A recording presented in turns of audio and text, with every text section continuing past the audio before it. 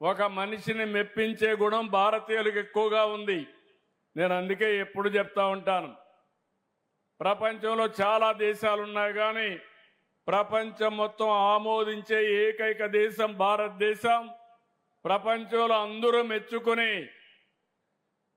దేశస్థులు భారతీయులు అని చెప్పి కూడా నేను మీకు తెలియజేస్తున్నా. ఇక్కడ ఇప్పుడే భాస్కర్రావు గారికి ఒక మాట చెప్పాను, మీరు ఇక్కడ స్కిల్తోనే వీళ్ళకి లాంగ్వేజ్ కూడా నేర్పించాలి.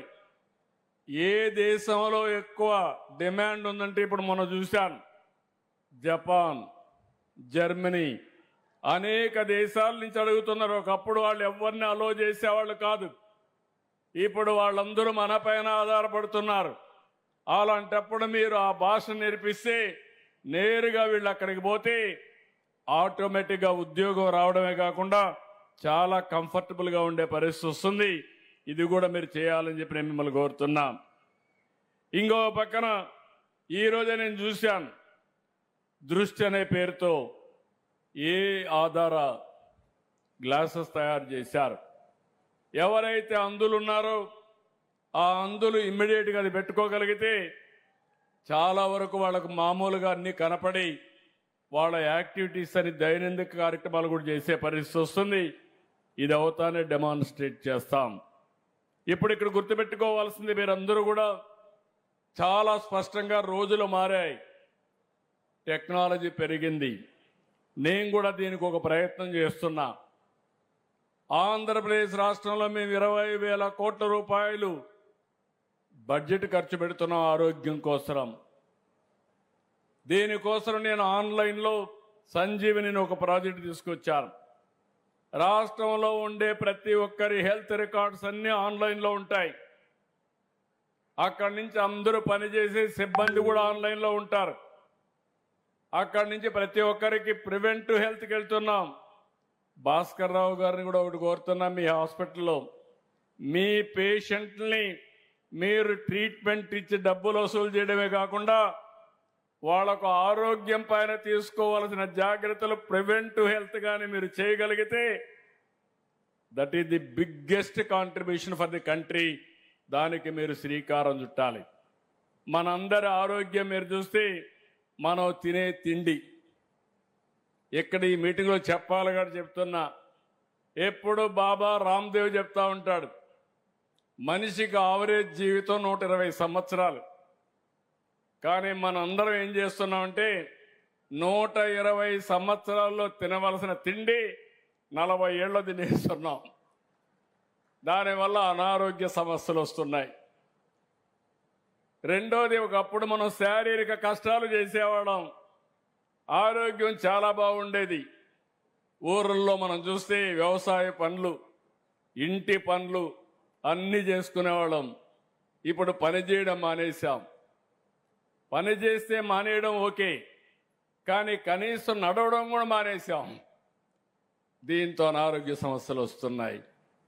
మనిషికి కావాల్సింది లిమిటెడ్గా పౌష్టికాహారం కావాలి. రెండోది, ఇంకొక పక్క కూడా నేను చూస్తే, అది కూడా నేను ఇప్పుడు ఒక ఎక్సర్సైజ్ చేస్తాను ప్రధానమంత్రి గారు చెప్పిన తర్వాత. ముందుగానే ఒకప్పుడు మనం అందరం కావలసిన తిండి మనమే పండించుకునేవాళ్ళం.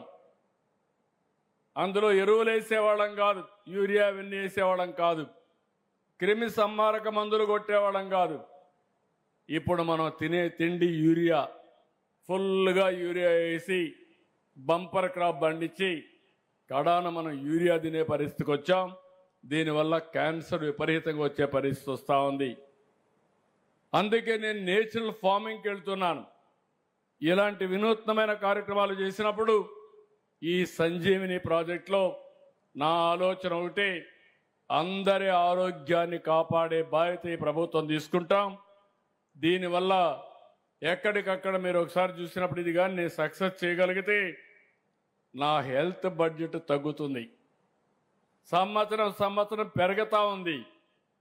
అదే సందర్భంలో ప్రజల ఆరోగ్యం కూడా చాలా వరకు దిగజారిపోయే పరిస్థితికి వచ్చింది. దీనికోసం ఈ ప్రాజెక్ట్ని ప్రపంచంలో ఉండే అందరినీ మేధావులు ఇన్వాల్వ్ చేస్తున్నా. ప్రపంచానికి ఒక నమూనాగా ఆంధ్రప్రదేశ్ నుంచి మనం ఇచ్చే పరిస్థితికి వచ్చాం. ఇక్కడే మీరు గుర్తుపెట్టుకోవాలి, హాస్పిటల్ కూడా net zero. Hyderabad was a brown field city. 2 సిటీసులు ఉండేటివి హైదరాబాద్లో, ఒక పక్క సికింద్రాబాద్, ఒక పక్క హైదరాబాద్.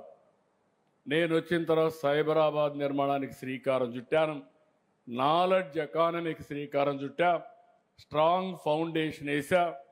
ఈరోజు దేశంలో highest per capital income Telangana రాష్ట్రం, మోస్ట్ లివబుల్ సిటీ హైదరాబాద్. కానీ ఈరోజు నేను ఆలోచించేది భవిష్యత్తులో హైదరాబాద్ ప్లస్ అమరావతి.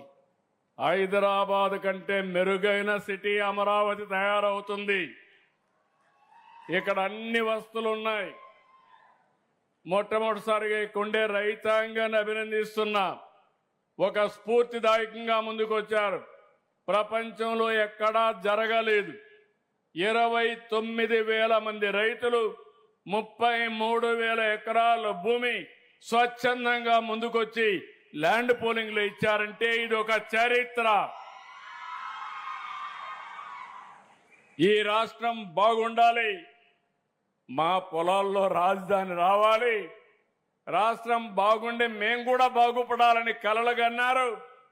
ఇబ్బంది పడ్డారు. మీ కలలు ఇబ్బంది పడినా అమరావతిని రక్షించుకున్న మిమ్మల్ని అభినందిస్తూ తప్పకుండా రాబోయే రోజుల్లో మీ భవిష్యత్తుకు అండగా నిలబడే బాధ్యత ఈ ప్రభుత్వం తీసుకుంటామని కూడా మీ అందరికీ హామీ ఇస్తున్నా. ఇప్పుడు ఇక్కడే చూస్తే చాలా మందిగా హామీ ఇస్తున్నా.